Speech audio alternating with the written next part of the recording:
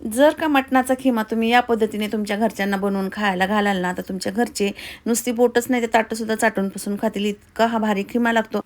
1 kilo मटणचा keema बनवायचा असेल ना, तर अर्धा किलो इथे चिरलेला कांदा घ्यायचा. त्याच्यामध्ये काही खडे मसाले ॲड करायचे, तसंच टोमॅटो टाकायचा. आलं चांगलं लसूण परतवून पेस्ट, झाल्याच्या नंतर मस्त त्याच्यामध्ये पावडर मसाले घालायचे आहेत आपल्याला, जसं हळद, गरम मसाला, घरचा मसाला. नंतर कश्मीरी मिरची पावडरची पेस्ट ॲड केली मी. याच्यामध्ये स्वच्छ धुवून घेतलेला खिमा टाकला आहे आणि चवीनुसार मीठ टाकून अगदी थोडंसं पाणी याच्यामध्ये ॲड करायचं आहे. कुकरचं झाकण लावायचं आणि 5 ते 6 शिट्ट्याच्या काढून घ्यायच्या. 5 ते 6 शिट्ट्यामध्ये मस्त मऊसर खिमा शिजला जातो. खायला तर एकच नंबर लागतो. ही पद्धत वापरून जर तुम्ही खिमा बनवाल ना, तर नक्कीच सांगते तुम्हाला खूप हा खिमा आवडेल खायला. कसलंही कुठल्याही प्रकारचं तामझाम याला जास्तीचं करावं लागत नाही. कमीत कमी मसाल्यांमध्ये आणि झटपट खिमा तयार होतो. नक्की ट्राय करून बघा. याला तुम्ही पावासोबत खाऊ शकता, भाकरीसोबत, चपातीसोबत, कशासोबतही खा. एकच नंबर लागतो.